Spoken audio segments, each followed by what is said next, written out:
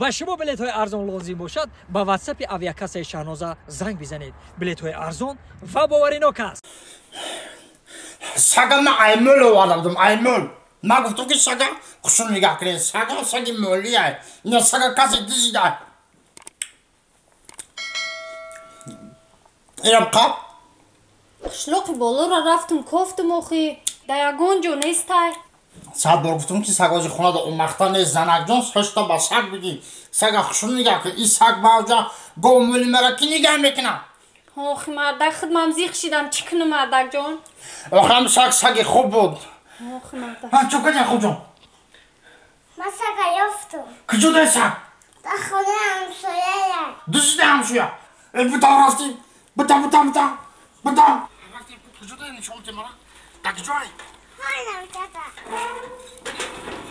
ای همسایه البته میدونی که دوست سه روز است که بوی گل نیامد. چراغی گل نیامد. همی بود؟ چی بود اکا؟ چی بود سگی مرا دیجده؟ چی سگ اکا؟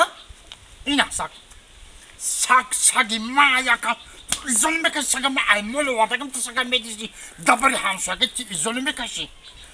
هی! چرا خشیخ ما همساییم؟ 20 سال با تا سگی مرا ندی؟ دیجده سگی مرا. سگی مایو! سگی ما. سگی مای! سگی ما. سگی مای! سگی ما. سگی مای! سگی ما. سگی مولی سگی ما یکا. موگامو همین سگی تو نر بود یا مودا؟ سگی ما. نر. ای سرت بمونه. شبا. اوی مودای. مردای؟ ها؟ یکی هم سگی من کو؟ اون قناری نبود؟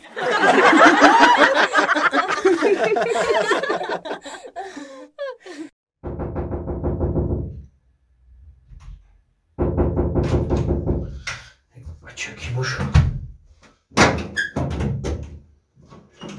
بیا همسایه. علیکم سلام. بیا بدرو. السلام علیکم. و علیکم السلام. نازل همسایه جان. رحمت. اکای سنت پیشت اومدم. تینجی بدم همسایه. ایزونا میکشم یک بچه اخت تربیه کردن میتونی. با چو کرد همسایه؟ چخه با چوکات هر روز قفای دختری من میده و دختری من را غم میته. همسایه خیلی جوانی ایدن بچه جوانی کده رفته مثلا یه دمی دختر توخی. نه اخی اکا قفای دختری من میده دختری من را غم میته. میگم من از سیگارت بکشم از سیگارت بکشم. خودی آدم با عقل. میدونی که دختری من سیگارت نمیکشه. دختری من یکی جا سیگارت داره که بچه تر بوده. آخه دخترت که سیگارت نکشه همسایه خودت بتشه.